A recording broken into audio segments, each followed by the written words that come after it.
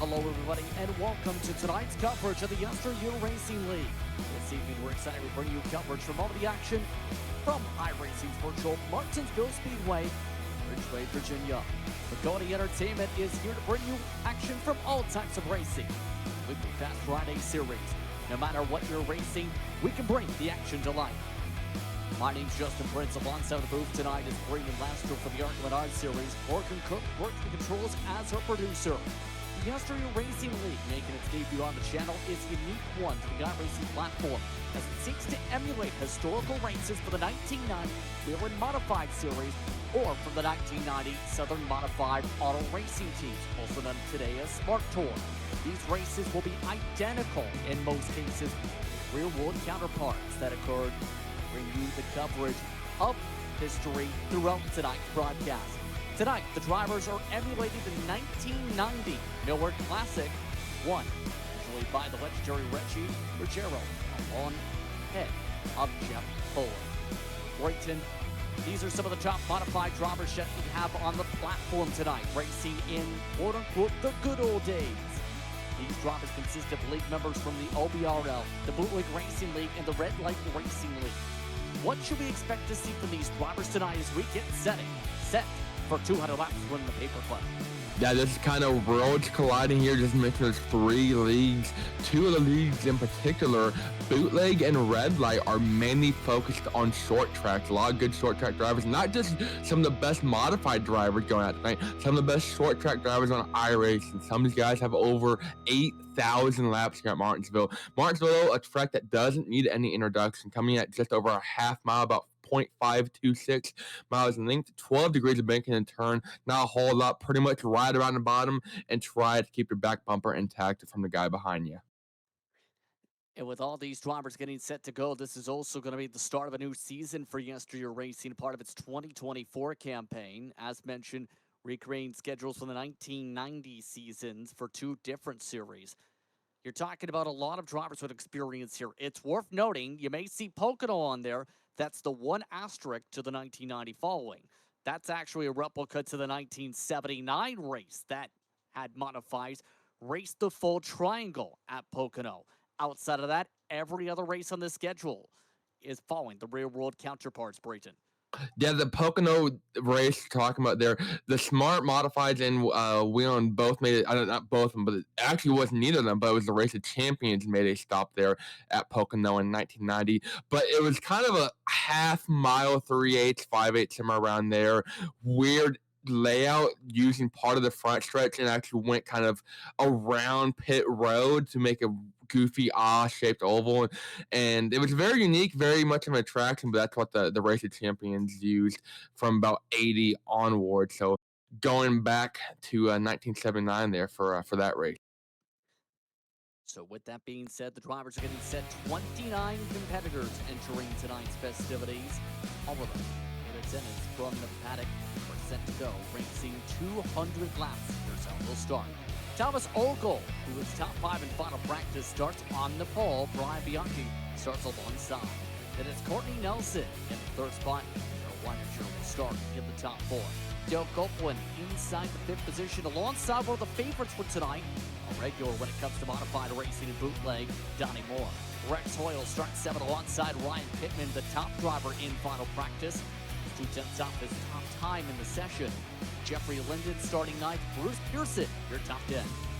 Jerry Isaac going line up behind him in 11th. James Waldo to his outside. Where is he in 12th? Gavin Adams 13th. Brian Johnson rolling off 14th. Jonathan Green in 15th. And Ralph Borst behind them in 16th. Lloyd Moore 17th. Stephen Hilbert rolling off 18th. Then you got Lau Joel in 19th with an 18.9 flat. For reference, top 20, Todd Liston's going to round it out about 4/10 from 1st to 20th. Pretty solid distance between the drivers. Mark Fish alongside Thomas Hilbert in the next grouping of cars. Then William Martin and Greg Hammond. Then rounding up qualifiers were Chris Haslip along with Michael Allen. Rounding up grouping of qualifiers, Michael Dowling. Then the other two did not set times. John Hastings, Kermit Gentry start at the tail of the field for tonight's YesterYear Classic from the Paperclip. final pace lap getting all set to go, and it's worth noting as well that one of the main features for this series this season is using Google Gemini and its AI system able to calculate who may be some of the favorites. That includes calculating from previous league races, the number of starts, laps ran, laps led, etc. Long story short, Donnie Moore, who had the highest average finish percentage in the field and the most starts in the field, projected to be your favorite. What are your thoughts entering this race tonight? 200 laps on the board. They basically got every point of data they could for that Gemini system and plugged it in. Donnie Moore coming out almost 9,000 laps, completed, definitely gonna get above there tonight if we can make it through. But we're gonna get ready to go green for 200 laps. We're glad to have you with us here on Makoni Entertainment. It's coverage of the YesterYear Classic. 200 laps on the board. Green flag is out. We're racing from the pit flag. No fast and for these drivers. You gotta keep it clean and keep it green going in turn one. Lots of grip on these cars. So far, I will make it through A-OK. Some drivers getting loose slow. They keep it 2x2, both to the field deep. Oh, that's well. The first caution flag is out, and we have drivers riding the wall. No fast repairs tonight means drivers like James Waddle already in trouble. James Waddle is crowd surfing the field. Up into the fence over cars. That's not the preferred way to pass. I've heard to make a move around the outside, but up in the fence is definitely not the way you want to do it. See the wreck there? Stacking up, going to 3 everyone on cold tires, that close real estate. Main starter Gavin Adams, though, riding about 14th spot on the inside. Kind of the back bumper of Jerry Isaacs. And everyone kind of goes around. Second straight night, see cold tires putting back. We're really sparked up right there.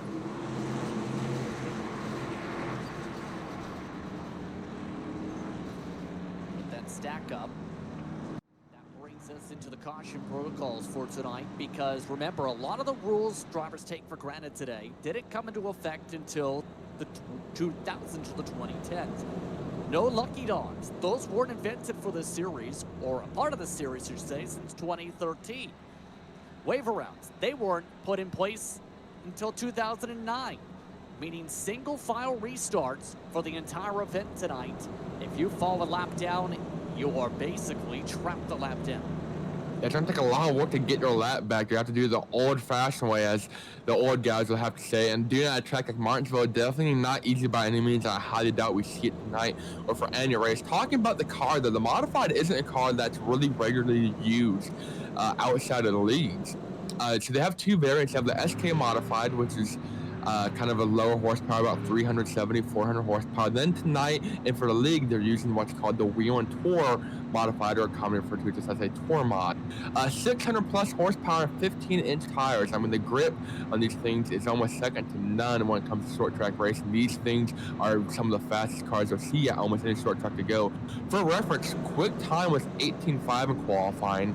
The NASCAR track record here is held by ironically Ross Chastain and his Hail Malin lap last year, an 18.84, so over 3/10 of a second faster a lap. Yeah, it's going to be impressive the speed we expect tonight. For reference, as well, some of the notes given from the series include historical facts. For example, the estimate, if it goes green, about 12 cautions, they estimate about 96 minutes. That was a 12 caution affair back in 1990. Mike Stepniak set the pole time of the 19.4. For reference, your pole time tonight was within about a tenth of that mark for a real world race. So as we get set, hot sun for a restart once again. It's in control. Thomas Ogle, Courtney Nelson, Bianchi, Copeland, and Weininger, your top 5. Already, we have several drivers having repairs needed to be done from the pit lane. Jerry Isaacs amongst those who came down the pit already. Gavin Adams still getting repairs done. What else? Already fixing the meatball flags. We're back to racing once more. Lap 7. No moves, no problem, as it's single file through the whole field. Thomas Ogle did a real good job getting on the gas and going, leading the whole field, and we're going to stack them up one more time in turn 1 and 2.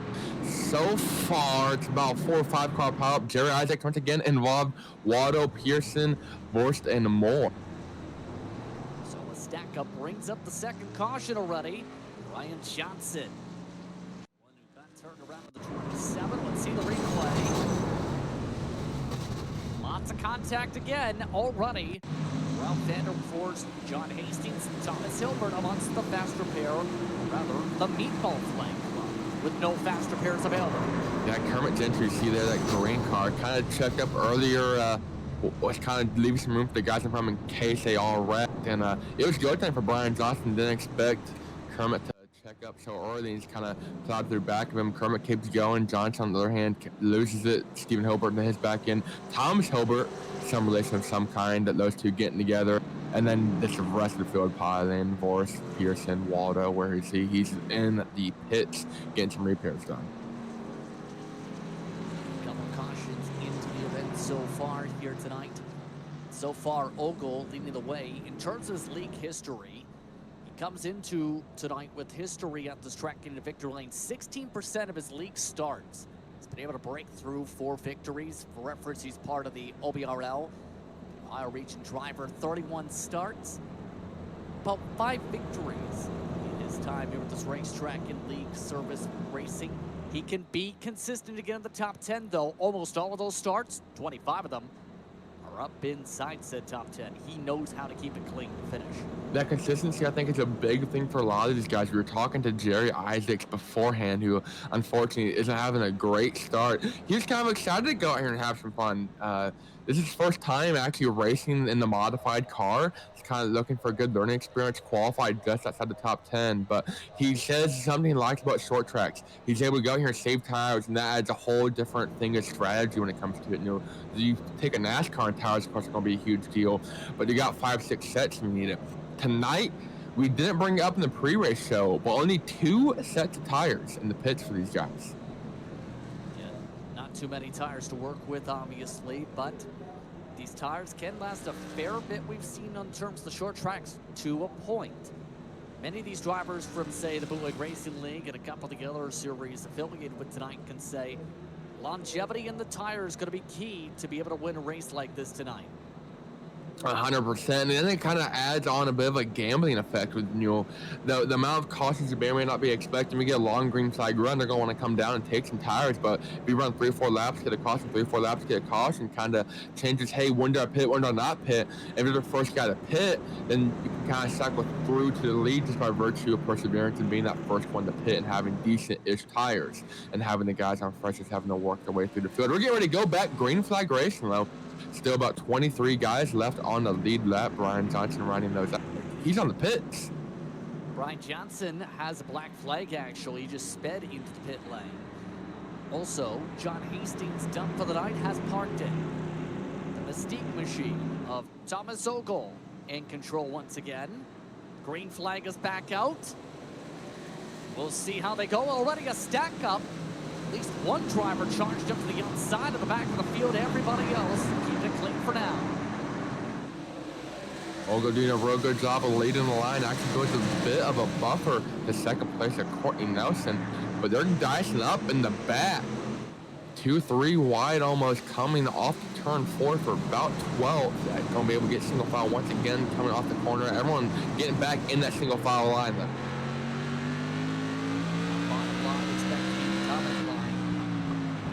It is a hard place to pass, first of all. So how do you get the job done to get passes without using the front corner of the dirt balls?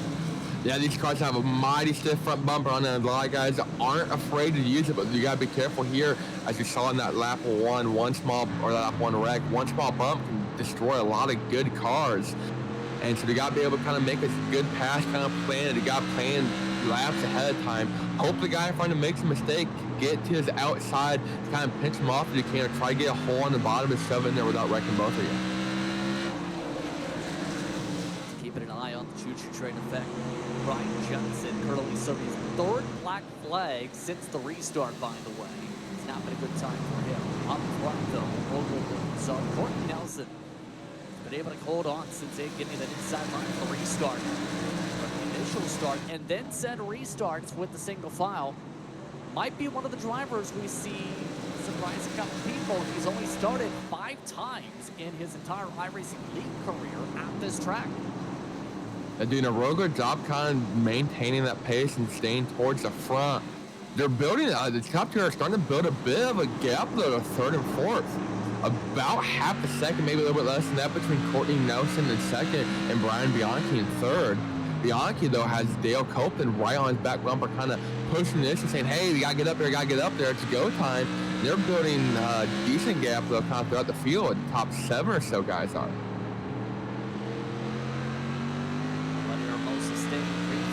So far, lap traffic may already start to play a factor pretty soon. The difference, after all, from first back to 22nd, 12 seconds. Michael Allen is at the tail end of the lead lap. Traffic might be the main thing pretty soon. That could open up some of the opportunities for passes if drivers don't have to communicate come through. Other drivers are still trying to keep a rhythm going. That communication is key at track like this, trying to make it around the competition. And we got lap traffic holding up. Doesn't matter if they're on older tires, it's damage. You know, they're running your preferred line and you have to go around them on the corner. That's definitely going to allow the guy behind them to make up a ton of time. If they kind of use the bump or get around that lap traffic a little bit quicker, they might use that as a pick and set you up for not a good pass.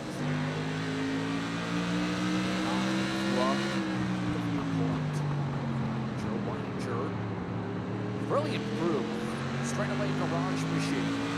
One of those also who has experience through the RL pipeline for a few times, which utilizes multiple different series for reference, such as the National Series. That's with the now essentially Gen 4 on our series machines. But tonight, he's been really impressive keeping the momentum going. He also races in the OBRL. And he is someone that can have some solid speed when he keeps it in control. Keeping it in control is definitely the name of the game for a lot of these guys. Maintaining your tires, setting a good pace, not being too quick at the chute, burning their stuff up. I think having only those 2 sets of tires has really changed the game for a lot of these guys that are kind of used to going out there and doing like in the next gen or in any of the NASCAR series having 8 sets of tires for a 200 lap race. Lap traffic though coming into play. That's Thomas Hilbert running 26, 2 laps down. Olga does a real good job maneuvering around and coming off the corner. There goes Courtney Nelson.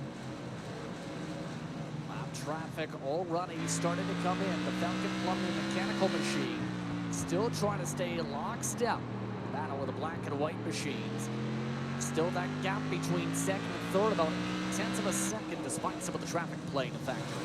What's really going to start being scary is you got Michael Allen who's fighting to stay on that lead lap. And we talked about going that down. It's basically a death wish here.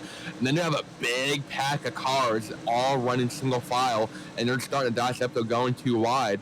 If your leader, Thomas Over, can get to that pack, he's just going to straight away from doing so. That's really going to shake things up and how you have to maneuver through it.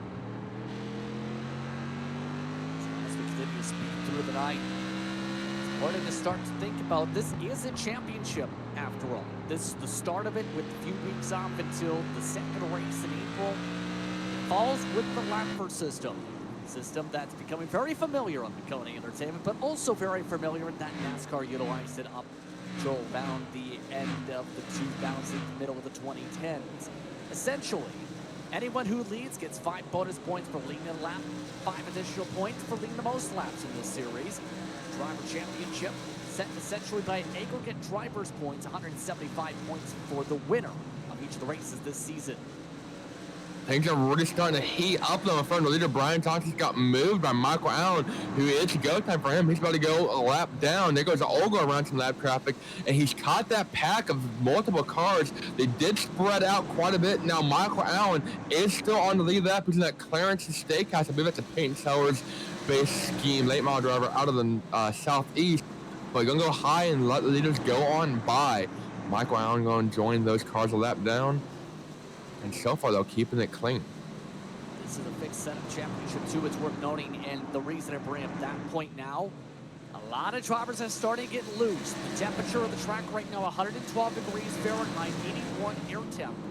These drivers are starting to lose the rears based on what we're seeing slide-wise off the corner exits in the pack.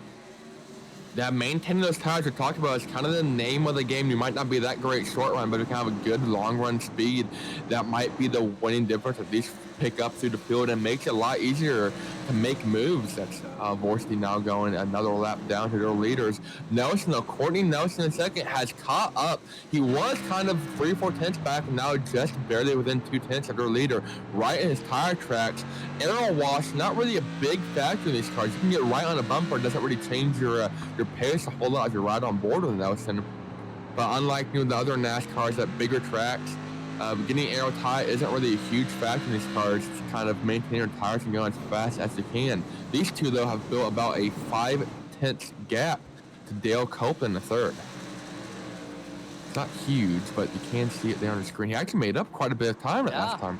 He's catching up and fast, in fact, trying to use a lot of late brake that time. Copeland slowly but surely cutting his way ahead to be able to get himself within a couple car lengths here. Now Copeland projects to at least be in the top 10 a part of the AI system.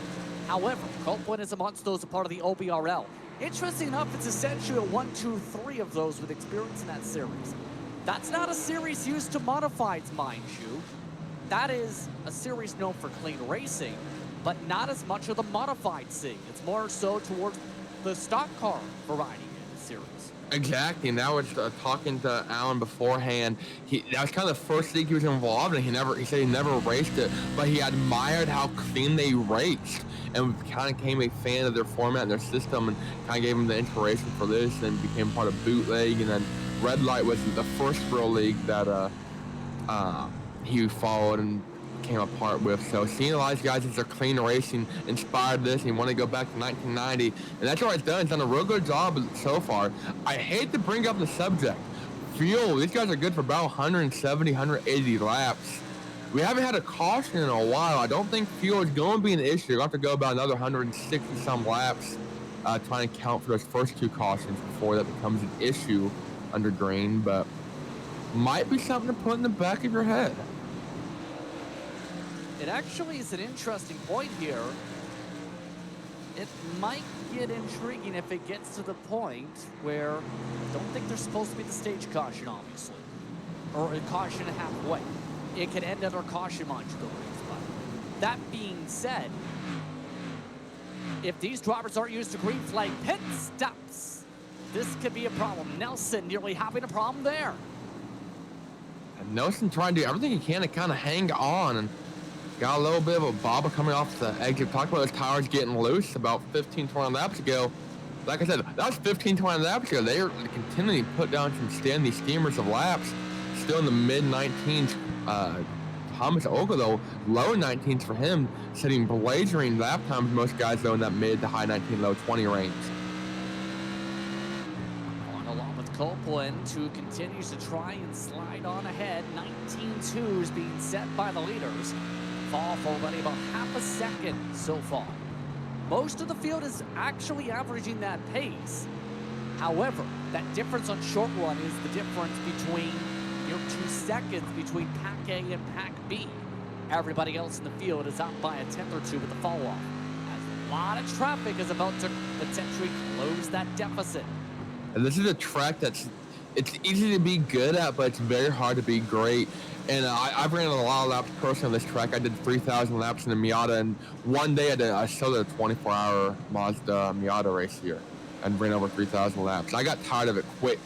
And again, I was also in a Miata. Some of these guys, though, like Ogle, being able to go out there and set down consistent laps, so constantly in those low 19s, is actually very impressive and kind of a feat we don't see too often, especially it's absolutely sending on some of that traffic, trying to navigate through it. And this lap traffic is getting dense as he's got Michael Allen slow on the track in front of him. That was near stomping on the track. Michael Allen's a couple laps down now and nearly brought out a caution by accident, trying to let by the leaders. Leaders able to get through, stay single file. No one's been able to peel away the lead from Thomas Ogle despite all the traffic layers and the fact Ogle's nearly missed the bottom a couple times now. Yeah, I think Nelson's starting to really struggle on those old tires, and Copeland's kind of closed up that gap, maybe a thousandth or 2 at a time. He's working his way through that lap traffic really well. But they've got over 2 seconds on Bianchi in fourth, who's having his own party back here in the pack trying to navigate, and then he's got a couple tenths on Rex Hoyle in fifth. Well, the whole top 10 are all within 7.5 seconds, which sounds like not a lot, It can sound like a lot depending on what track you're at. But here at Martinsville, that's about half a track, a little under half a track. So Thomas Ogle, the pace he's going, is set to lap a good majority of the field if this thing goes green. Trouble potentially for the leaders in a moment because the leaders are being forced up off the bottom. One driver, Gavin Adams, does not want to let them go inside. This time, Dermot Gentry letting him go. And now Ogle forcing his way. Adams with the slide, hits the wall, we stay green. Adams doing everything he can to get back going. Almost contact from Rex Hoyle in your 5th place car, but that's going to check up everyone. Their top 3 or so going to close up that gap a little bit more. That's allowed Nelson and Copeland to kind of get back in line and reset themselves. Not too much damage for Ogle, but Adams, on the other hand, it's going to hurt his left front even more. He's already 9-10 laps down, and he's going to be putting in this next time by, just said. Adams already indicating that with all the damage built up, so the Eastern machine has already put the hand out the window. Not the way the 30 wanted tonight to play out, involved in the first incident and now involved in an incident with no caution and it being staying green. Just a quarter of the way through the racing action already. Ogle's pretty much made it clear, do not hold him up. He can't afford a slow up from the lead.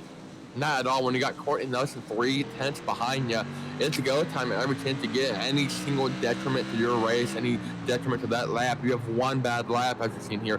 It's kind of hard to pass here, especially the more and more wear we put on these tires when everyone has the same wear. Any detriment to that lap can prove very actions detrimentally. Did you hear what I'm saying? NASCAR reference? Yes. Are you going to be on the podcast soon? I don't plan on. I haven't had a call from Denny Hamlin yet. But maybe if I can go out here and win an ARCA race and like do something cool in the interview, like eat some pizza or something. Well, I think there's a lot of ideas. This is not the place to discuss it all, but you know who's moving through the field? Lowell Jewell, the boss man from BRL competition, up 10 spots tonight. It's been one of the best races I've seen Lowell have as Jeffrey Linden's trying to bump ahead. And you mentioned BRL, they have short track experience. After all, one of its signature series for the longest time used to be modifieds. I feel like that we talked about earlier in the show. Modifieds aren't really a card that's used a whole lot. I'm fairly familiar with them because I use them in a figure 8 league. That's about the only time I've actually seen them regularly used on the platform, and we get to go in this leagues here and there, and I feel like having that experience, it's kind of like going to a very unique track. Having that unique track experience can prove crucial. And the schedule too, we talked about early on, a lot of unique tracks like Pocono, like Hickory, like Thompson, a lot of those tracks might not necessarily be too commonly ran against some of these guys in the leagues they run. But that's what I feel like makes the YesterYear league so unique. And when thinking about the ladder in terms of what some of the series have, touch upon, say, BRL in this case, the names that come to mind, Kenny Kibbe, who's amongst those who's done well in the short track scene, both in official racing and as well rise in some league races. Throw in Justin Borden, one of the top drivers for major series, for example, trained in short track racing side there. There are a lot of drivers who come up through that league scene, even the tight-ish ones, because they like clean, exciting racing. Then outside the first couple laps, I mean, that's exactly what we've seen here tonight. Everyone's playing nice for the most part, and that's getting Thomas Ogle's way.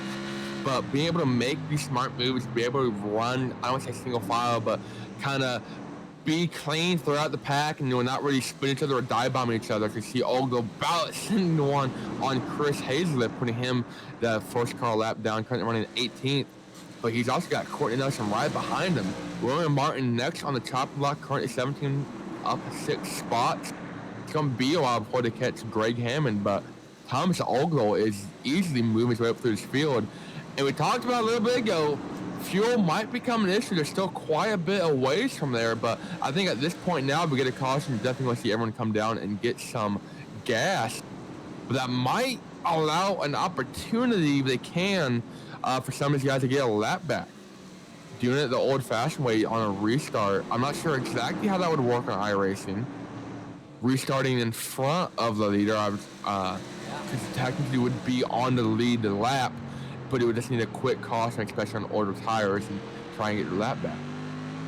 That would in theory be the situation and circumstance. It could very well shake things up, obviously.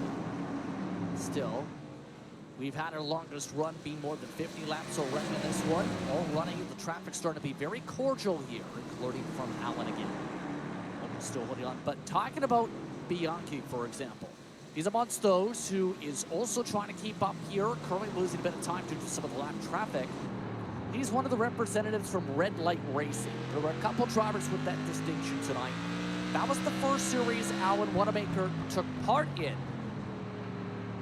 In turn, they used to focus with modifieds, and we have a problem with Bianchi. Apparently, he picked up an instant black flag. Rex Hoyle, his teammate, should say, in the next spot, just picked up one somehow.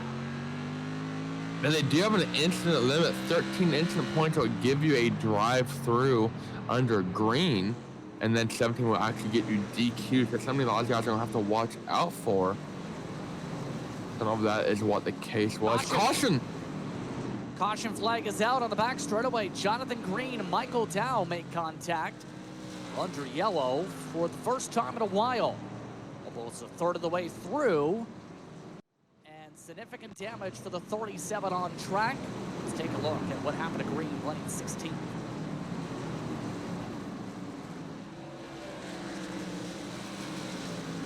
Comes off the corner. Michael Dow is real slow. Had caught the lap car of Michael Allen. There's nowhere for Green to go. Actually, saw him get up in the air. Don't think about these open wheel cars. Very easy to do. But that is effectively going to end the night for Green and Dow. Like you mentioned, Green was inside, barely that top 15 or around there for most of the night. And a rough start as everyone's going to come down and get some fuel and tires. And this should take care of the fuel mileage question that some of the drivers were already starting to maybe think about here.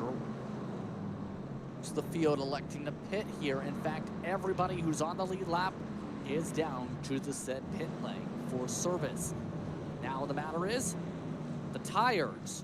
It can take a bit of a lengthy time. You're talking about having to pick up cars that are not used to Ford tire stops under green.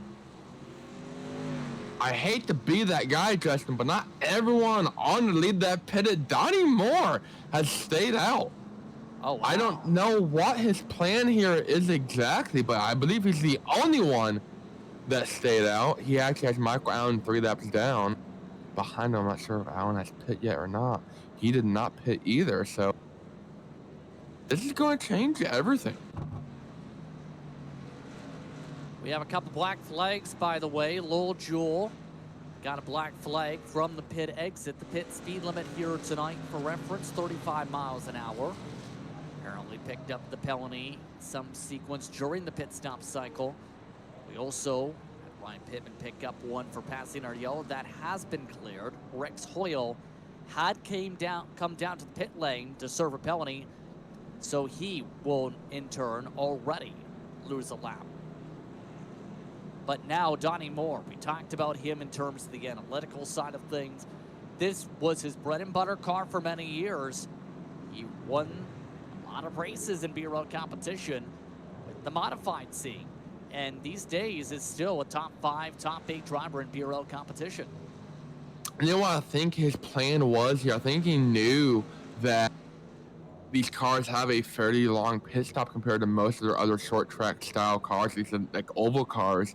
And by being able to stay out effectively, not coming down and being the first car leads in front of everyone on the lead lap, trapped about 7 or 8 guys 1 lap down in a race like this with no lucky dogs and no wave arounds. They're trapped down there. So only 12 cars left on the lead lap after that all cycled through. Donnie Moore with the big brain move of the night so far, but he's going to be on about 70 lap old tires though when we get going green here. He's going to have some hungry hippos behind him. So just about set to get back underway in this one. For the caution flag, he was running the 19.2s to 19.5s. Fresh tire pace so far in the 18.7s. That's lap traffic behind him as well. So he does have a bit of a buffer. That's Adams, Johnson. Then it's Thomas Ogle, who's the first in the lead lap, and they're stacking. A lot of contact and more Wrecking. trouble. Nelson, who's been running second all day. James Waldo, where is he? He's upside down, actually riding a car into the corner. That's Jerry Isaacs. Waldo upside down, left front hanging, and that's his night definitely done. Nelson used as a ramp. We're under caution with a big one on the front straightaway. And a lot of fears are lived through right here. Riding on board with Waldo.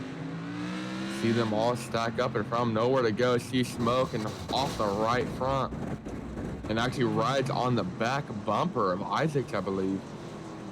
Would you believe Isaacs has no damage from that? I would. That was kind of an odd spot to get hit on. I don't think the new damage model really affects the spoiler too much. I do apologize. It was a right front dent, and as you see on your screen there. Waldo's night definitely done. Waldo, in his second major incident of the day, already had one fast repair already, or rather meatball flag repaired without a fast repair. That's the important distinction. Nelson, who's been second all day involved, down, still trying to get repairs for the previous incident. Kermit Gentry just fixed his meatball flag. Well, I think this has worked out fairly well for Donnie Moore so far, hasn't it? Although we still have 2 lap cars between him and second for the next time we regroup. Definitely going to change things up. We talked about that strategy with Moore. That really changes things up. If had he not stayed out, I think I would have actually given a couple guys a lap or 2 back. The way that worked out, having that quick caution, that's about the only way you can get a lap back other than just being super quick on pace. And because of the circumstance of the wreck and a lot of fast drivers already being lapped, 11 cars, just 11 are on the lead lap. Drivers like Jules still having to serve black flags, mind you. It's Lloyd Moore, who's at the tail end. Once those looks like coming down the pit lane, going to have to be quick based on the timing of where he is on the racetrack. But for Lloyd Moore, I believe would be, in this case, the brother to Donnie Moore, is running a Ricky Craven Motorsports scheme tonight. I'm talking about throwing it back. I want to bring up some stats from the real and 1990 Motor Classic that this race is based off of. There were actually 2 Motor Classics ran on March 11th, 1991 was the Wheeler Modified race, which obviously this is representing tonight. And then the Busch Grand National race also was named the Motor Classic with what is now the Xfinity Series, I believe. That sound right, Justin? Is that right? Yes, indeed. All right, I'm just double checking there. And they only had 13 cars finish on the lead lap of that one. They had about 24, 25 left running, some of them as many as 50 laps down. Here is a throwback here. Tony Jankowiak finished dead last, 32nd in that race. Started inside the top 15. But I race nowadays in ARCA against his son, Andy Jankowiak. Interesting. Extremely interesting, to say the very least. But today, as you can see from Donnie Moore, he's getting ready for the restart. Already lights are out. Every paint scheme he represents the SPCA, usually for the state of New Hampshire. Ford machine, use their engine to be their voice. Only 1 lapper between him and second. A very delayed start. Donnie Moore waits an eternity. Here comes Ogle to the outside. Actually, the back bumper of Copeland, or Moore's back bumper, got hit by Copeland on the initial start. Ogle used that, went to the high side and jumped right to the back bumper. No buffer anymore for Moore. And here comes Thomas Ogle, currently in second, but not for long. He's got those fresh tires and he's hunting down Donnie Moore. As long as he can keep the car underneath him. Cold tires already starting a little slip and slide. One driver's crashed in turn 2. We're under caution. The 42, Mark Fish, has broken the right front axle, and we're under yellow. And right front's not too fond there, and he's done more than broken. I think he's sent the right rear. He's got that rear skew going on like a drill ammo, and he sent the right front. I think the grandstands. He's got a Kia Optima on the park, but I want to check it. But riding on board there. Oh, it's got turned and up into the wall, nowhere to go. That's Mark Fish in the 42 machine. That was with Greg Hammond, the 88. Hammond did get a black flag from that sequence too. Fish was the one of the first drivers at the time, one lap down, so it's still kind of running competitively. And that's going to be an end to his night. We talked about perseverance being a big deal in these races. Michael Dow is a driver, 17, about to be 8 laps down with no lap front. We saw him on that record there. He's still on the pit road getting some damage fixed. Same with Adams, who's actually back on track, 12 laps down. His front geometry is bent every which way. But a lot of guys, multiple laps down, still out here just kind of clucking laps down like they're fried chickens, trying to get some good points. So you didn't say clocking, you said clucking? It's like this. See what I did there? Clucking? Oh, I just got a clock reference too. Man, JP, this is why you're the lead here. I'm just here to say stupid stuff. Well, this sequence, there's now 11 on the lead lap still. Not the good timing, though, for Gavin Adams to have that restart sequence, but also lose the position. You know why? If Thomas Ogle doesn't come down, say, when the 4 does, he's pinned a lap down still. If Adams stayed in front of Ogle until more pit, guess what? Adams would be in a spot to at least get on a lap back at minimum, even though it would be 12 down to 11. But still, it's still a lap. It definitely changes everything the way you sit here and think about having come down and how long your pit stops are. I don't think a whole lot of guys took that into consideration. Donnie Moore having more laps here than almost anyone in the field, I'm sure, has experience with that. But it changes the whole thing of whole game of strategy, and you wonder, is this real life? If this was real life, would it be like that? Would it be like this? And if it's just because it's iRacing, it's like that, and it kind of brings up a whole new different aspect. I don't think people really took into consideration.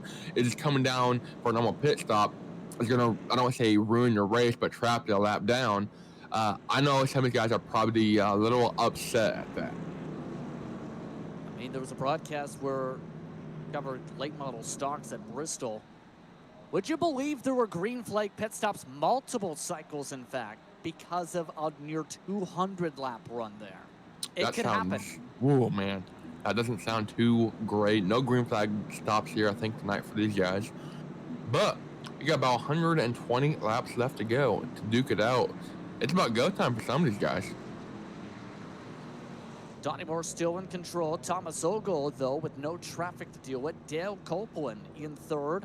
He does still have traffic. Then it's Bianchi, who has damaged Nerf bar for the checkup. Same for Todd Liston.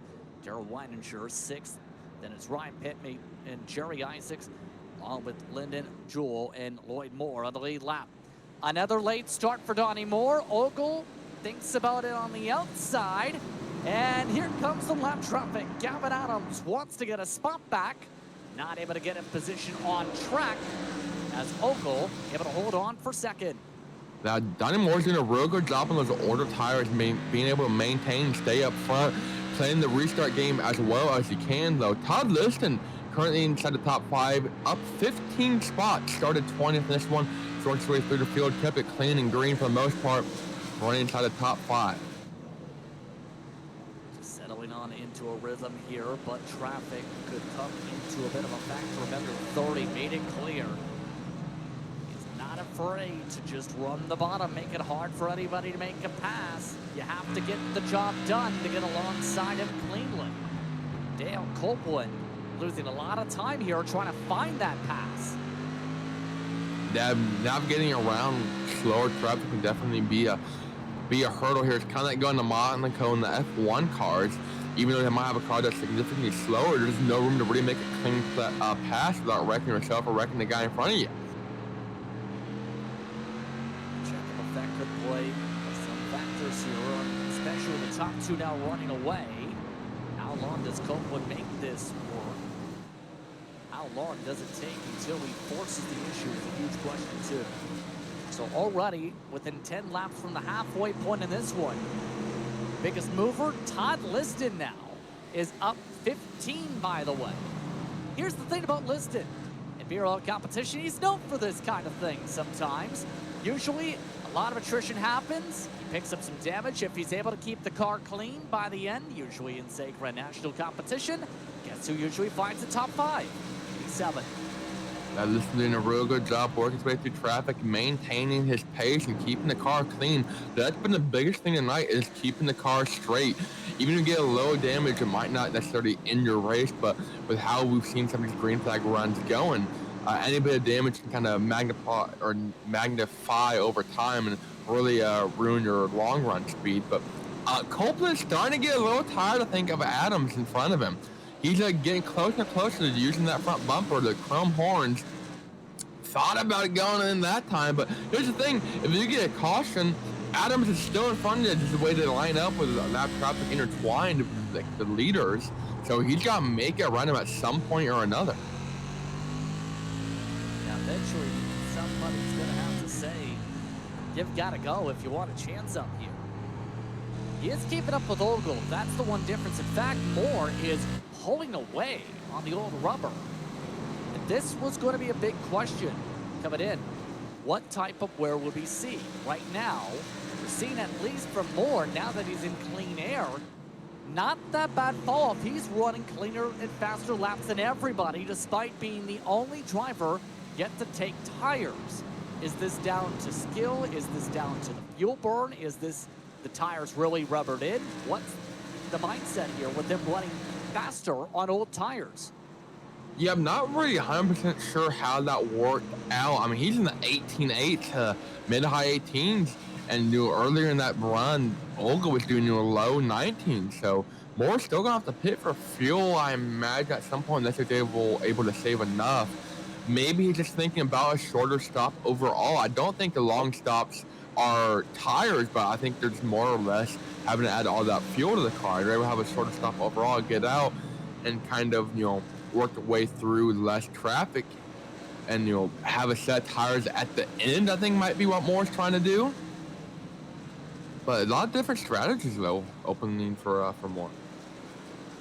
That is a mindset, after all, already. Starting to see that traffic get moved away. Copeland has made the move. Looking at some of the others, though, Bianchi's made the move. Listing several others.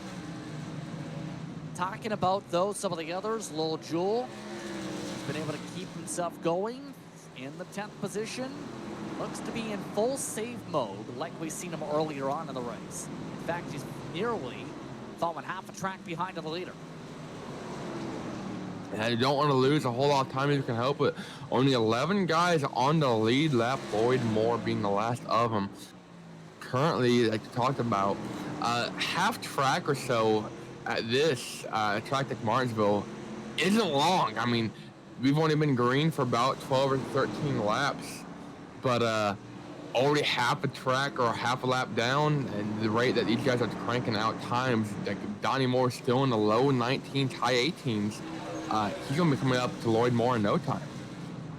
Just past halfway, cross flags a couple moments ago. Donnie Moore leading by 9/10. Thomas Ogle second.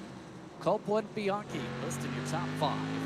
Pittman, Weidinger, Isaac, Linden, Jewel, and Lloyd Moore are the only on the lead lap. Rex Hoyle is lapped down along with Hilbert, Haslip along with Hammond and Martin. The drivers that are here on the lead lap are one lap down around here. It's Moore looking to try and keep the cushion. Traffic seems to be the major factor. He lost time to Kermit Gentry as Thomas Ogle responds by evening it out. Others need to find a way to make some moves. For example, Ryan Pittman. Seen solid pace from him. We talked about him setting the tempo coming in practice. Amelia needs to get the sunglasses off and needs to go full send mode. Yeah, full send is kind of the name of the game on the go. Track like Martinsville, all goes on to start picking up the pace, and so far he has, actually turning faster lap times than Moore the last couple of times by, and has closed up the gap tremendously. Copeland, though, kind of struggling a little bit himself, maintained about a second half back, but Thomas Ogle is to the back bumper of Moore. As they stay bumper to bumper, you talked about it just now. Ogle looking to show his mystique. Moore's tires starting to fall off. It's now to the clipping point. 2/10 off the pace of Ogle. And caution. Caution flag is out. And it looks like the reason for the caution is this machine. There's already a tow. Wasn't quick enough to avoid a yellow. Jonathan Green again. Not having a great night, Green is going to be the reason we don't stay green. Ha, ha, ha, ha. Some coming through 1 and 2 there. He kind of loses on those older tires, and I would say older tires, but we talked about being 20, 30 laps being the big first fall for these guys when they start to lose rear grip. Really trying to get on the tow truck, unfortunately. Still not early enough to avoid the trigger. As to be expected, Donnie Moore does need to pit. And so that means Ogle cycles to the race lead. As we're just past the halfway mark in this one, why don't we take the opportunity here real quickly, see if we can talk with Alan Wanamaker, series organizer for this campaign. Alan, first things first, welcome once more to the broadcast booth. Second things second, tell us how you came up with the concept for YesterYear Racing. Yeah, so really it was just, you know, I do product management and development for a living, and it's certainly a different industry, and it's all about differentiation and, you know, putting out a product that's different. And when I look at, you know, my hobby, iRace, sim racing, it sort of started thinking like, what could be a little different? And, you know, given all the parameters that iRacing provides, it lends itself well to sort of recreating races and actual series of the past. So I thought that was a pretty different idea. Why did you decide to run the modified cars as opposed to another type of car? Yeah, the modifieds don't get a lot of respect. I grew up in Winston-Salem, North Carolina, and that's the home of Bowman Gray, the Madhouse, and they run that series in the spring and summer. I used to go out to the track a lot, and I just love modifieds. So it's really nothing more than that. Now, what was the reasoning behind limiting the series to about 15 or so races versus an every week series? Yeah, that was mostly time commitment. It was really two things. It was time commitment because, you know, an every week race can eat up a lot of time. And I just, you know, sim racing can take up a lot of time. So I knew what my capacity was, and other people are already involved in stuff. So modifieds, it gets back to modifieds, their seasons are anywhere from 14 to 18 races. So it also lended itself to that sort of schedule. Do you plan on adding any further series to YesterYear Racing? Actually, I do not. Given the time commitment that I just mentioned, as well as, you know, the 3 leagues that are involved, Red Light Racing, OBRL, and Bootleg Racing, they all don't race on Tuesdays. So I would not infringe on what they're, you know, doing. So adding another night would not be in the cards. Well, on that note then, tonight's night continuing on. We're about to have a restart. Thank you very much for the time, Alan. Thanks, Justin. It's Alan Wanamaker. Take the time to speak with us real quickly as the field comes up to the restart. Ogle, Copeland, 1 and 2. Then a lap car of Kermit Gentry between second and third place Todd Liston. Green flags back out. Once again racing, and Ogle once again in control of the field. It's down within the final 90 laps. Donnie Moore took advantage of the last caution, put down some fresh rubber, and he's already moving his way up through the field, making it quickly on by lap traffic. He's got about 10 spots to get to the back bumper all we can, but we saw it last time by, fresh rubber necessarily isn't better rubber. It takes some time to really work in the heat. And the short run speed, especially in the short track compound side of the iRacing surface, a lot of those short track tires for series are better on the short run once you scuff them in, people argue. Long run is a different story. Yeah, I don't think we should even bring up the real life short track tire debate. That's a whole other can of worms. I think people, I'm sure, have plenty of opinions about. But Thomas Ogle leading the way here. Got Dale Copeland right behind him and Todd Liston. We talked about moving into the top 5. Well, look at that. He's on the podium, currently running third, up 17 spots. You talk about picking out droppers one by one. That's exactly what he's been able to do. When he takes advantage of the bottom of the traffic. Liston right now running the same ballpark as the leaders, if not just 10th off those said leaders. If anything, it's an art form though with the modifiers to do it right. It seems very hard on corner exit. That is a trait we've seen from him in series. He really pushes corner exit, and it hurts long run.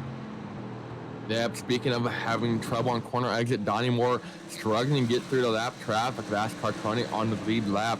One problem with pitting outside of everyone else and having lap cars line up amongst the lead lap cars is you got past every single car on track if you pit and no one else does. Everyone pitting. Fairly recently, Donnie Moore being one of the few cars to pit. Having his own fair share of dealing with traffic, currently 3 seconds behind Lloyd Moore, the first car for position, but he's got plenty of cars to pass before he gets there. 3 seconds the gap, in fact, as lap cars are trying to overlap each other for passes. That's Hammond looking to battle. It looks like Hammond saying, I've got a battle here. In fact, Hammond nearly squeezed for Machine. Moore able to at least force his way past one of the lap cars. Well, it's kind of interesting, too. If you're a car only one lap down, Hammond going to get loose going in the corner to the back bumper again. I thought twice of it. But if you're a car that's only one lap down in front of Moore, Donnie Moore, and a caution comes out and everyone in front of you pits, you're back on the lead lap. Hilbert and Chris Hazlip, those drivers currently that fall under that category. So I'm sure they're trying to hold up Donnie Moore as much as they can. And if you think about it, Donnie Moore's the reason they're kind of a lap down to begin with, using that goofy off pit strategy. Well, few drivers would have at least gotten a lap back. Not all the drivers remember. It's important to consider that distinction as Moore still has a long way to be able to get back to here. Ogle right now holding on with Copeland, starting to creep forward in the footsteps. Copeland trying to battle through the dirty air as he tries to keep within a car length or two off the 13 machine. Again, nearly smokes the front tires. Yep, trying to cope with that dirty air, as you mentioned. But dirty air, not a huge factor, but definitely a key part as far as, having that extra little bit you need. We saw what Moore was able to do in that clean air and pull away and actually set some blistering lap times. But we're, less than 75 laps to go in this one. It's kind of at that point where, hey, we got to start going. And that traffic, once again, starting to become an issue for these leaders. They're coming up on Michael Allen, and we saw how hard he was to get around earlier in this race. He kind of let him on by or tried to put up an issue. Actually caused a wreck almost earlier, trying to play it too kind and almost stopping the backstretch to let the leaders by. See, there's being cautious in terms of traffic, and there's being too cautious in that if you end up slowing too much, you might actually bring the caution flag out. You have to be predictable as the lap traffic. Most of the field has been that way, outside of a couple who have focused straight up on the battle, and then if there's a pocket, thought about letting go. Yeah, it's kind of like endurance racing, kind of pick and choose your holes and want to let people on by. Field though starting to spread on out. Basically, the entire track at some point or another has a car on it. There's not very many big holes to go and hide. So if you're going to try and pull over and let people on by, the best bet is just go on through the pits if you can help it, but don't want to lose too many laps doing so. 11 cars still continue to be on the lead lap. Donnie Moore closing in on Lloyd to get inside the top 10. Still last car though on the lead lap. We got one in the wall in front of the leader. That's going to bring out a yellow. That's James Waldo. Where is he in the wall? Bringing out across and taking a tow. 30 laps down, James Waldo in the 23. I don't know what caused that. I think he just was tired, said, I'm tired, Grandpa. I want to rest. And that's too bad. He just stopped up in the wall and parked it. So we're under yellow.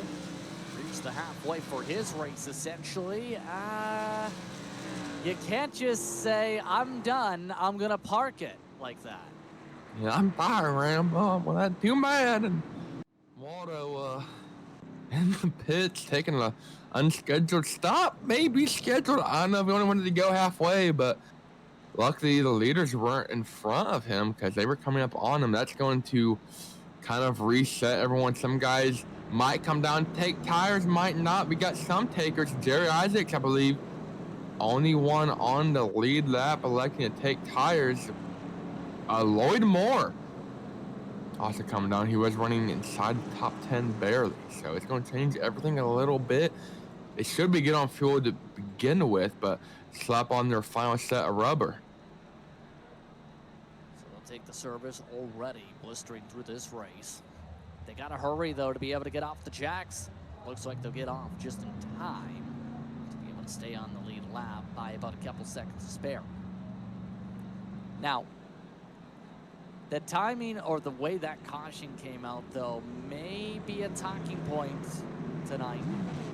That is something not really looked too lightly upon in terms of the sporting code, to correct me if I'm wrong, Brayton, because that is one of the main rule points the league mentions on its website it refers to. Let's put it this way.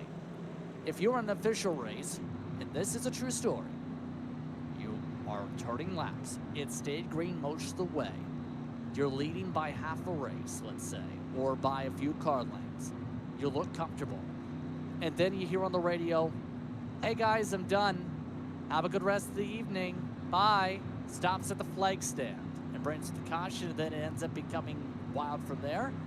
Are you going to be happy?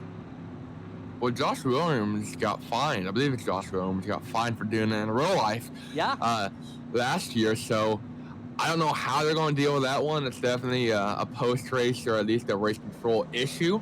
Alan, I'm sure going to have a fantastic time trying to deal with that.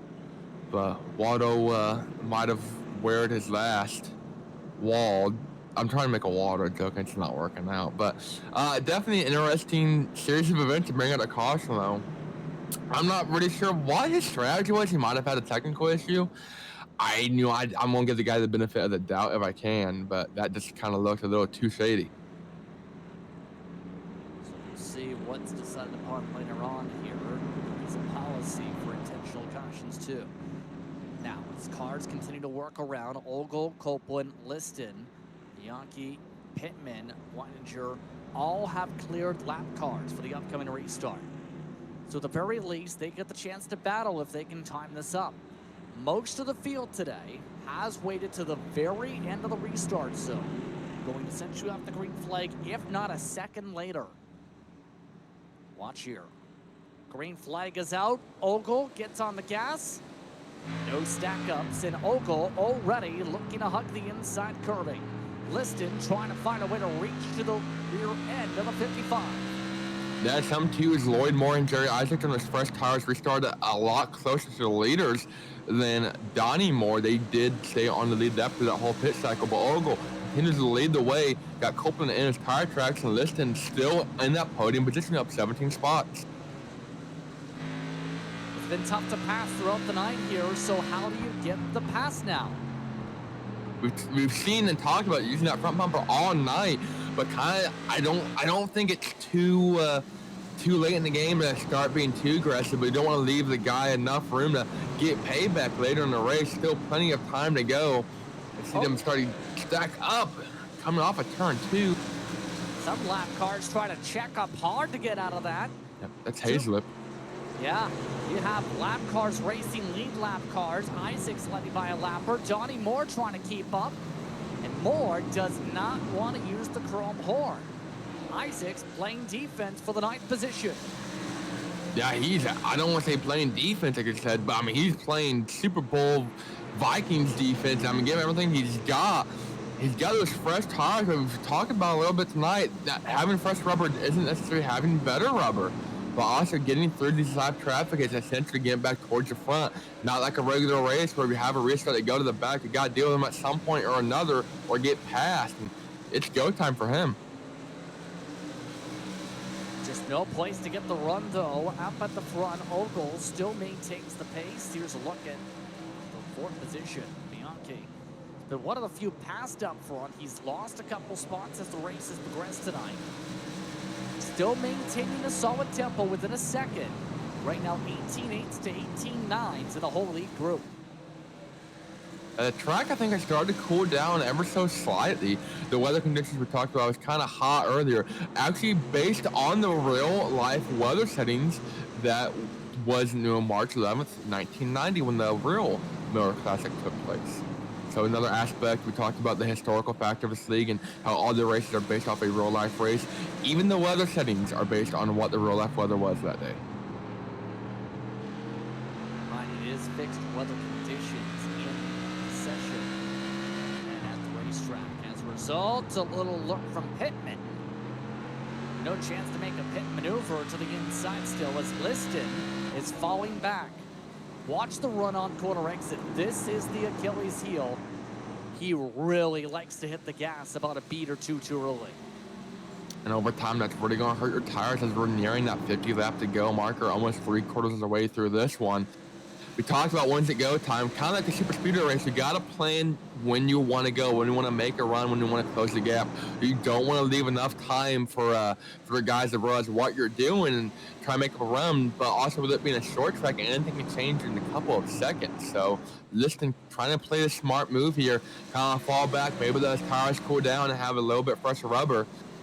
I'm not exactly sure who has tires and who does. I believe almost everyone on the lead lap, minus a couple guys towards the back, still have that second set if they need it. Don't know what they're waiting for, but I expect if we get a caution soon, they should all come down and take it. Track positions, my counter argument. Donnie Moore kind of proved you can hold on for another 30, 40 laps if you're able to just stay in front as the race leader. That's the key word, stay in front. For reference, Moore, who pit off cycle, he's right now 8 laps into the tire cycle. He is still stuck in the lap traffic room. Yeah, NASCAR lap down, and they hasn't really made up any positions at all. Actually got passed by Jerry Isaacs and Lloyd Moore on that fresh rubber. But something that might work out for this is one, Donnie Moore still has an extra set, so even though he pitted later than everyone else, he can come down and get fresh rubber with everyone else, or he can stay out. I expect Lloyd Moore and Isaacs both to stay out, and that would essentially cycle them to the lead of everyone in front of them for that second set. I don't expect him to do so, but kind of do the opposite of what the leader does. Try to make up some track position if we can as Ogle continues to lead the way. Everyone's so far running pretty closely on time, mostly in the low 19s. Donnie Moore, believe it or not, actually the slowest driver on the lead lap that last time by. Under 50 laps to go in this one. Right now, 11 cars still in the lead lap, and it looks like Copeland starting to reach a little bit for the nerve bar. Getting ever so tighter for the corner apex to be able to get to that rear bumper. He's doing a real good job of getting just a tick lower on the corner and getting a better drive off than Ogle. I think that's what's allowed him to stay bumper to bumper. He's put himself in a position to use the chrome horns if he needs to. But something too interesting about these cars is, talked about Alan, he said that these cars aren't really necessarily a fan favorite to drive. And a lot of drivers complain about the visibility. I don't know if we're able to get an onboard from a driver's perspective, but to see that breather in front of you, that is huge when we're sitting in the cockpit, and it's actually a little bit higher than what most guys would sit, but pretty close. You see it there. It's very hard to tell when you're on the back bumper of the guy in front of you. It's hard to tell when he's braking and when he's not. That's something you gotta be careful. I'm coming back to pace up not to run the guy over in front of you. Speaking of running the guy over in front of you, Thomas Ogle has helped Michael Allen going 6 steps down. Allen going to pull over, and don't want to say he's stopping, but he's going mighty slow down there. Staying green, coming up to 45 to go at the flag stand. First major wave of traffic, likely within the next 10 to 15 laps. The current tempo, by the way. Still, wow, Ogle just not had any mistakes. It's been your domination. As soon as he's gotten in the clean air tonight, he has not let a single tire go loose. Not at all, nor has he made really any mistakes that allowed drivers to catch up and close the gap or even think about making a move around him. He has been near perfect almost all night, doing everything he needs to do. Definitely looking to get those 5 extra bonus points for one leading a lap and for leading the most laps. That might be the deciding factor. So keeping an eye on how the choo-choo trains that are being impacted. Weininger still inside the top 10. He's ran here all race. Inside the top 5, only slipped a couple spots since then. YouTuber, outside of the hits to the wall, has made very little mistakes.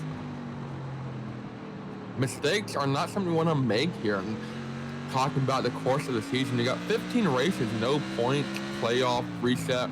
It's every point matters. You don't get at any point ready to, I guess, reset yourself. No drop weeks. It's 15 hard weeks of pure racing.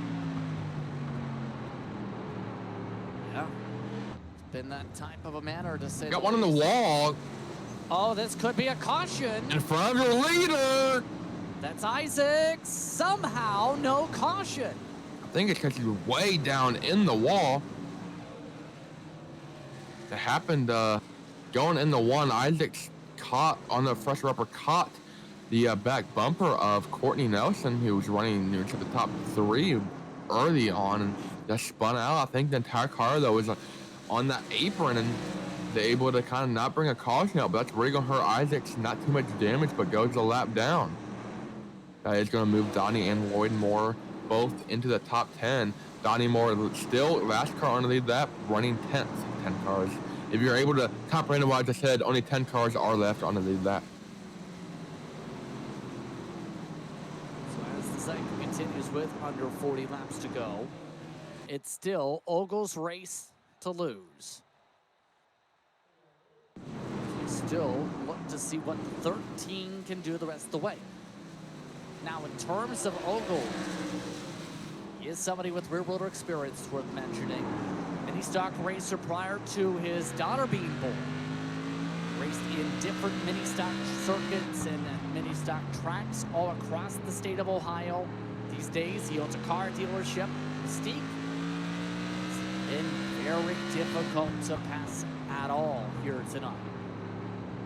Now, Martinsville is a track that's kind of known for single file around the bottom. We gotta kind of use the front bumper if you want to make some moves. But so far, though, no one really pushing the situation. I think a big factor of that is just single file restarts. You start single file, you're not thinking about, restarting on the inside of somebody and sending it in the corner, trying to make a move. Because they're already kind of single file. So I think that's what's allowed a lot of good, hard, clean racing. Some guys, though, back here, outside the top 5 and right in it, Ryan Pittman in the 08 and Daryl Weininger in the 15. These two have been kind of going at it the last couple times. Pittman in the 5th spot currently. And you still see Pittman's camera viewpoint. Fair amount of wheel being put into it. Direct drive setup. And a lot of importance in terms of making sure you don't overexert the wheel too. You put too much wheel into it, you can actually scrub a lot of speed off the tires. You understeer it, you have to slow the car down a ton. I think having a direct drive wheel, having that extra bit of feel might actually be a huge difference for a league and a track like this where every ounce of grip, not making any mistakes, especially tires. We got one on the wall right in front of Daryl Weininger and Pittman. That's Todd Liston, their 3rd place runner, hard on the wall coming off of turn 2. So far able to keep it going, just got loose and actually neck coated into the wall and sucked him around. I don't think he has too much damage, but definitely not what we're making. Yellow flag on the speedway. And this time it's in turn 4. Courtney Nelson, for the longest time, was running in 2nd. Looped it around. 48 machine. That was with Donnie Moore trying to battle others who were on different lap cycles. See it there going down the backstretch, and that's Moore on the bottom. Moore kind of goes in there a little hard, little neck code to help, and round goes Courtney Nelson. Just mentioned it, ran top 5, basically second though for a good portion of the night. And now, this opens up the can of strategy worms. It looks like Todd Liston is the only one towards the front at least who is electing to come in for tires. Jeffrey Linden, who was in the 2nd pack, also coming in. We've seen a lot of wheel being used and a lot of right front being burned up for the 87, but is this worth the risk with how far back he's going to be now? It's definitely something I wouldn't recommend doing, but it's going to be interesting this late in the race. Nelson, though, on the other hand, not having a great night. He's already been used as a ramp by Waldo and now getting used as a punching bag by Moore. So this is definitely going to change everything set, maybe up for some strategy. But I think the way they're going to line up, you still have about 20-ish or so guys, maybe a little bit more, maybe a little bit less, give or take, on the racetrack. And they're going to have to line up dead last out of all of them. to be the greatest of positionings. Listed, restarting once we get going around the 9th position in around lap traffic. As a matter of fact, there are at least 3 cars between him. In fact, 4 or 5 until the next position. That's how much the deficit he'll have to overcome the rest of the way. With under 30 laps to go, control still stays 1-2 for Ockel and Copeland. Copeland, mind you, only started sim racing about near 3 years ago, not even. But now, looks to see if this is the night he can try and break ahead in his Chick-fil-A machine. Definitely a good track combo to do it. A lot of these guys, you're talking about different strategies. Basically, your entire top 6, Ogle, Copeland, Bianchi, Pittman, Weininger, and Jewell, are all on about 100-plus lap old tires. Pitted during that lap 60, late 60s, early 70s caution. And Lloyd Moore on about 40 lap old tires, Donnie Moore on about 64. And Todd Liston and Jeffrey Lyden line up at the back of the pack with the freshest rubber in the field, coming in about 2 or 3 laps old. So, can the 100-lap old rubber hang on? We saw Donnie Moore hang on as much as he could. That was about 60, 70-lap old rubber compared to Ogle and those guys. So the deficit's a little bit more than get what I did there, a little bit more than what Moore and Ogle had. So it's gonna be interesting how this one plays out. But you've kind of put yourself in a position where you're gonna have to go. Hope you don't get cautions, because we got about 26 laps to go when we get going racing here. Coming up to that 26 laps to go mark. Ogle still up in front. Copeland second. Bianchi, Pittman, Weininger now your top 5. Lowell Jewell with this. He's now in the conversation for the top 5. His highest point, 13 spots in 6th now. Green flag is out. Back to racing. Ogle again near perfect. A bit of stacking up towards the mid-pack because of lap traffic. Everyone else getting through cleanly. The lap traffic that time moving out of the way. One of the drivers from bootleg and Bruce Pearson. Yeah, we talked about it under the caution. If you're going to go, now's the time to do it. Copeland trying to hang on in that 2nd spot. Here comes Bianchi, though, behind him. A lot of guys kind of reset themselves, getting single file in line, not using the chrome horns yet, but the clock is winding down here at Martinsville. Can anybody find a way to peel the 13 out of the race lead? A little bit tight, though, amongst those drivers between 3rd and 4th. Bianchi still looking for the defense. You see moments ago with Pittman. Ogle still setting the tempo up at the very front. Anybody on the fresh tires needs to overcome at least a 3-second deficit right now. Yeah, they get a caution. It might help and might hurt them depending on where they stack up. Lyden on that fresh rubber, really struggling, though. Things would be the last car on the lead lap. Same with how Donnie Moore was for a while, and same with Liston, though. Those guys about 4 seconds back. Like you mentioned, Ogle continuing to lead the way. 22 laps to go. This time by, he's got Copeland still behind him, Bianchi in 3rd, all within about a second of him, but not really able to close the gap or maintain it. Tito's Luxury Jackets machine for 505 Motorsports. Just try to find that little extra something different. Remember, he's fallen back from the top 2 much of the night. Seems to be able to keep up short run, then just lose that extra half a tenth to a quarter, tenth of a second. That adds up. Yeah, definitely across the part of a race, a couple laps. Little mistakes, little attempts here and there definitely adds up over time.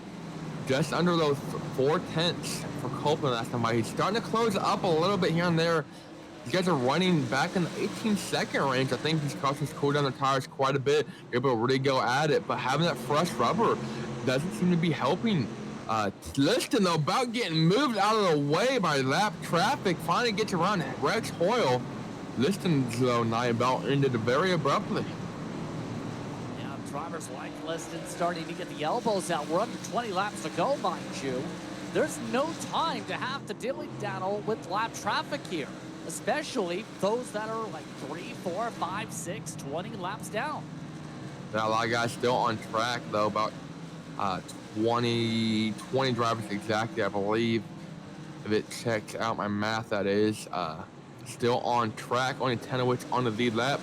5 or 6 guys 1 lap down. Bruce Pearson, first car, multiple laps down at 4. Michael Allen, 8 laps down. Brian Johnson, 10 down, as well as Courtney Nelson and Gavin Adams at 12 down. I believe the last car running. Keeping an eye coming up towards the mark, near contact for third. That was a near send from Ryan Pittman to the Nerf bar. He holds on for now, but the tempers are starting to get a little bit flary. Pittman getting a little bit deeper every send. Needs to gain the time back after the checkup. Trying to make up as much time as you can. That traffic don't play a huge part though. Stacking up the whole field. Michael Allen, the first car on the chopping block.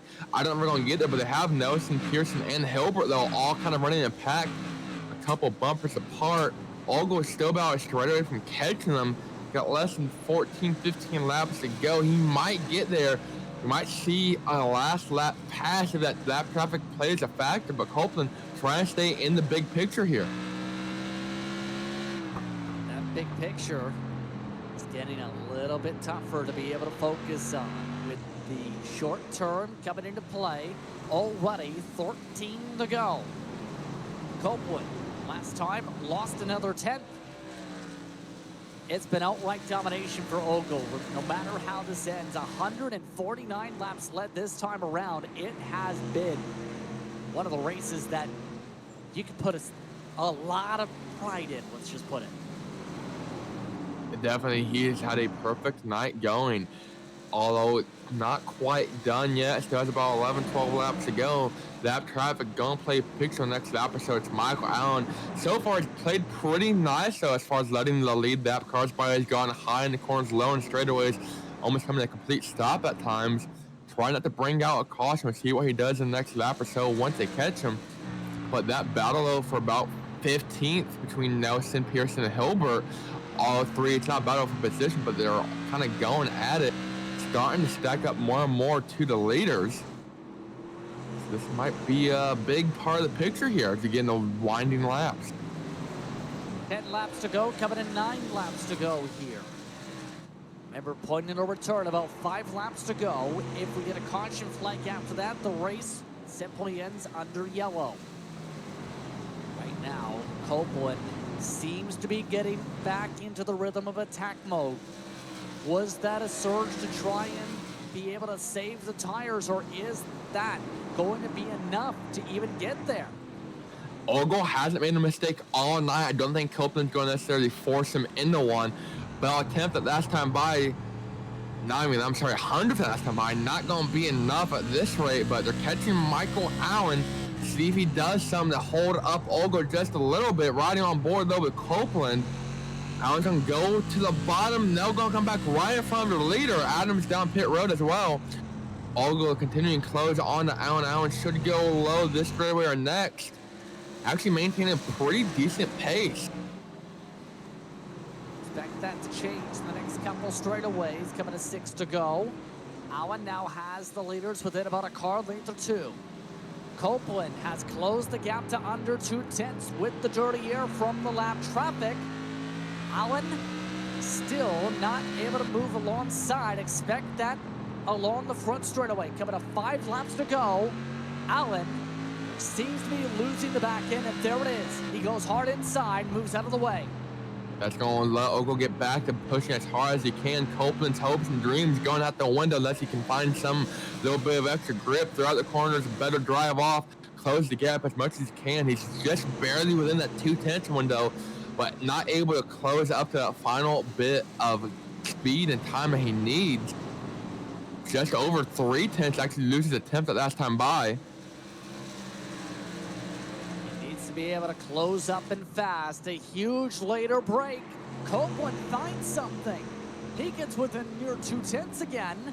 Coming to 3 laps to go. He's within half a car length. Just can't close up that half.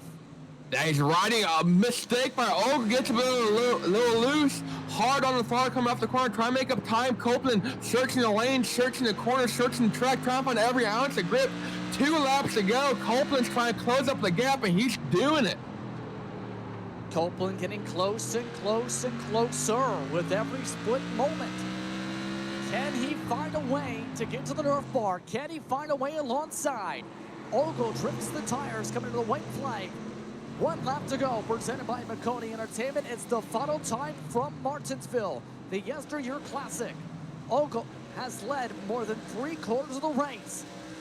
He looks to defend for one more set of corners. Copeland looks to try and get a diamond line. Can't do anything. It's Ogle who dominates at the paperclip. Copeland did everything he could, closes just into over a 10th, but comes up just short.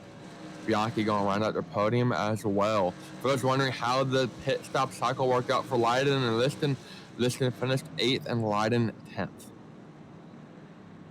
Didn't really work out for those drivers.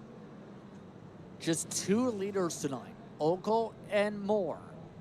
If you were in control at the race lead, you controlled your own destiny. And tonight, the 13 gets to control his own burnout. Eventually. Looks like Tom is just waiting for everybody else to be able to get the clear. There it is, burnout time. They do burnouts back in 1990? I'm guessing so. I wasn't around back then, so I'm not 100% sure, but doing them though, throwing it back, putting up tons of smoke, doing them pretty solidly. I'm sure Ogle's gonna be a driver we expect to see doing multiple burnouts throughout the season. Ogle puts up a dominating performance. We'll take a quick step aside. We can come back, post-race coverage. You're watching YesterYear Racing from the paperclip. Racing isn't easy, but experiencing it is. iRacing puts you in the driver's seat with the industry's leading sim racing game. Drive on laser scan replicas of the greatest racing circuits from around the world. Go head-to-head against other drivers chosen by skill-based matchmaking to ensure competitive racing at every level. Compete across all your favorite series. In officially licensed cars, engineered to deliver the most accurate driving experience possible.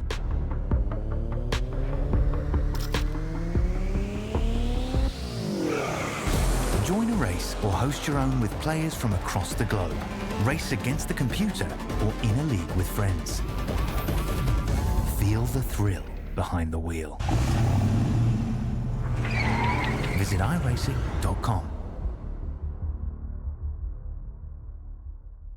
When you want to be the best, you can't settle for the rest. For anything on iRacing, there's just one name you need, Makoni. With the launch of Makoni Entertainment and Makoni Competizone alongside Makoni Setup Shop, we now provide the best of the best in setups, paint schemes, coaching, broadcasting, and event organization. With cars across all 4 license classes, we have what you need to hit the track with confidence. Grab a subscription and save money while going fast at MakoniSetupShop.com/subscriptions. And remember, at Makoni Setup Shop, there are setups, but your victories.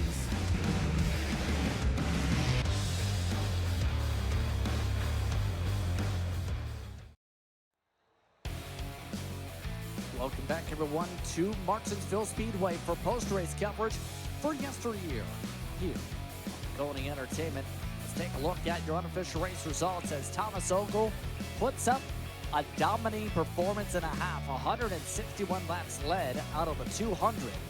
Holds off Dale Copeland the entire time throughout the final half.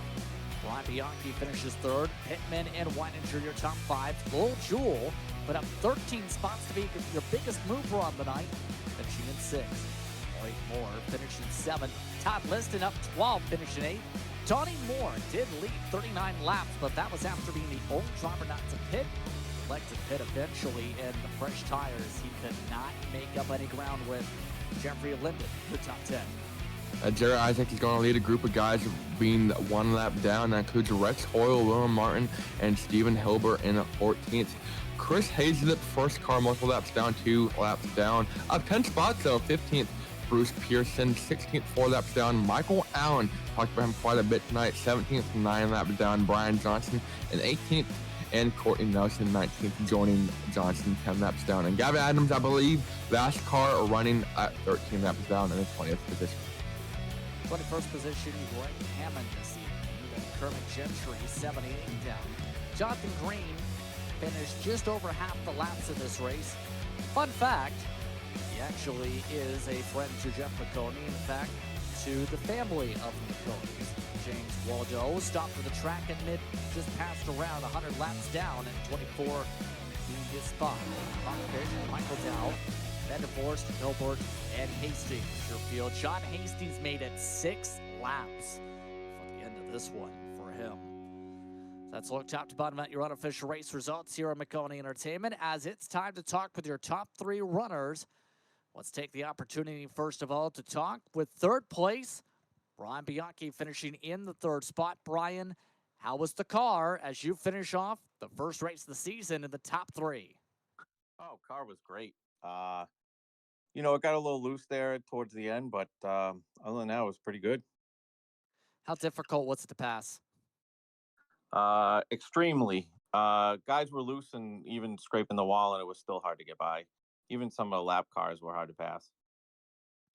What's your excitement level about a series like this to be able to follow the real world 1990 schedule for multiple modified series?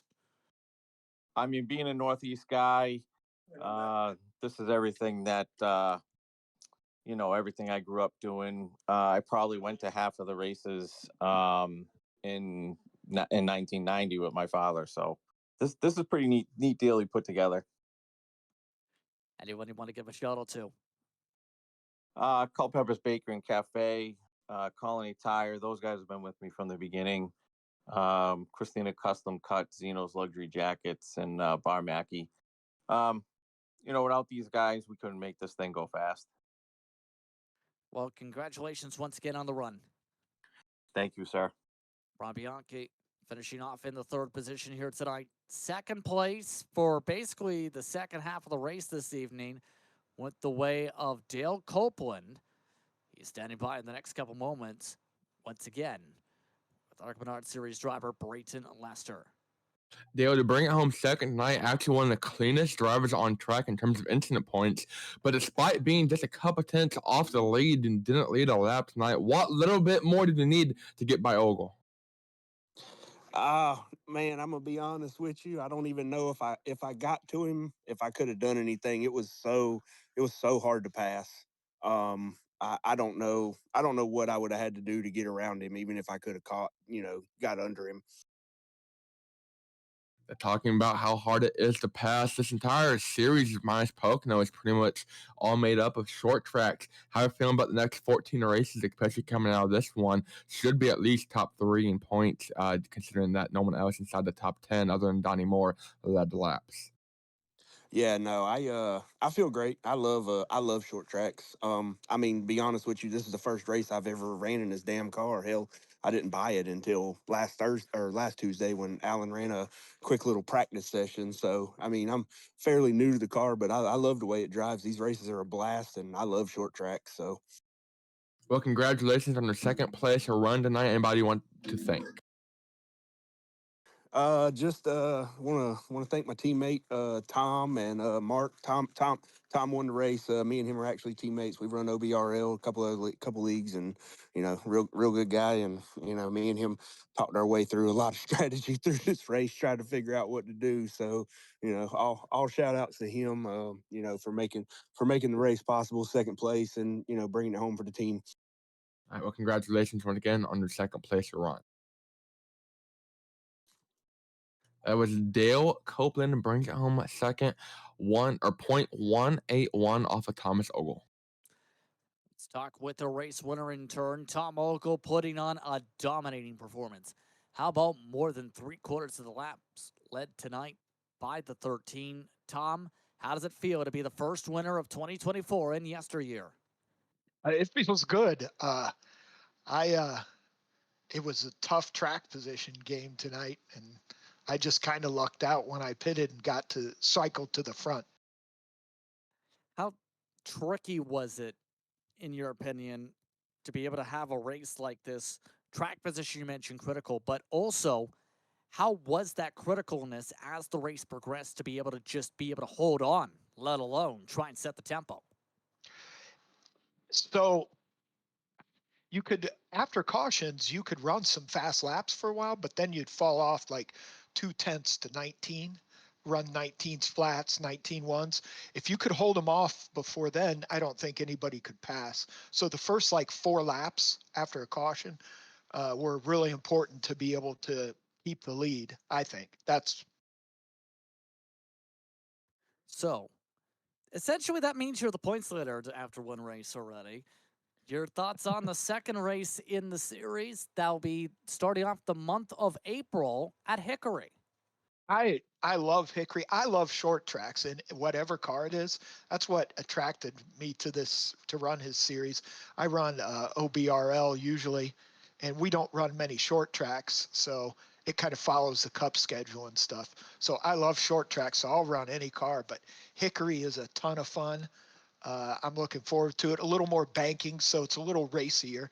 I think you get more than one groove there usually, so it should be good. I haven't ran a modified there before, but so I'm sure you can just roll the corner really well. I think it'll be a good race. I'm pretty excited. Looking forward to it. Anyone want to thank for the victory tonight? Oh, you know what? I want to thank Dale Copeland because he talked me out of pitting there with like 30 to go and saved the race. I saw a guy pit and I was thinking everybody was going to pit. And as long as like 10 people didn't pit, you were fine. But I just, you see in your rearview mirror, like everybody but you pulled down pit road. It's a bad feeling. But he talked me out of it and I just had me stay out and it worked out. He really saved the day. I want to thank Alan for all the work he did to put this league on. I mean, he just spent a tremendous amount of time, and I think it's cool we're running the old paint schemes. I'm running a Teddy Christopher scheme from his days at Stafford and Thompson, so pretty excited for the season. Well, congratulations once again on the victory here tonight. Yes, hey, thank you. You guys have a good night. You too. That's Tom Ogle coming away with the win tonight. Your first win of the season here in YesterYear. A lot to talk about when it comes to next time out, because the next time is also going to be a part of the broadcast slate, because it's the Hickory 150, Tuesday, April the 2nd, 8:30 p.m. the start time for that one. Brenton, your thoughts on tonight? Lead in for that second race in early April. Yeah, I think it's a good showing of the talent of how these guys are able to have good, clean racing, but go and race their hearts out. I think it's going to set us up for a fantastic finale in October with the season rounding out here at Martinsville. The only other time we go to Martinsville outside of April 30th. But we got Hickory coming up, we got Richmond, we got North Wilkesboro. A lot of good tracks coming up on the schedule for these guys. A lot of good short track racers. I'm sure these guys are going to have a blast. Once again, 31 entries at the max, 150 laps from Hickory, April the 2nd, here on McComb Entertainment. On that note, though, it's time to say goodbye. Thank you for tuning in, and thank you to the YesterYear Racing Administration team, led by Alan Wanamaker, for all the work to bring this great league to life. Coming to the action tonight, myself, Justin Prince, alongside Brayton Lester, Morgan Hook, producing tonight's racing coverage. Thanks as well to all of our viewers watching tonight's racing action. Stay tuned to our social media pages for our next race. Thanks to the entire staff for their work in bringing this racing to you. This is the production of McConey Entertainment. We'll see you next time. Racing isn't easy, but experiencing it is. iRacing puts you in the driver's seat with the industry's leading sim racing game. Drive on laser scan replicas of the greatest racing circuits from around the world. Go head-to-head against other drivers chosen by skill-based matchmaking to ensure competitive racing at every level. Compete across all your favorite series. In officially licensed cars, engineered to deliver the most accurate driving experience possible.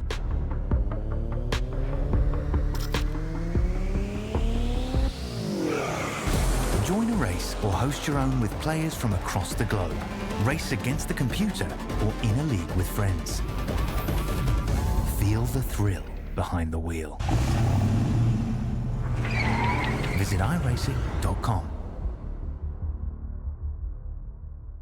When you want to be the best, you can't settle for the rest. For anything on iRacing, there's just one name you need: McConey. With the launch of Marconi Entertainment and Marconi Competizone alongside Marconi Setup Shop, we now provide the best of the best in setups, paint schemes, coaching, broadcasting, and event organization. With cars across all 4 license classes, we have what you need to hit the track with confidence. Grab a subscription and save money while going fast at MarconiSetupShop.com/subscriptions. And remember, at Marconi Setup Shop, there are setups, but your victories.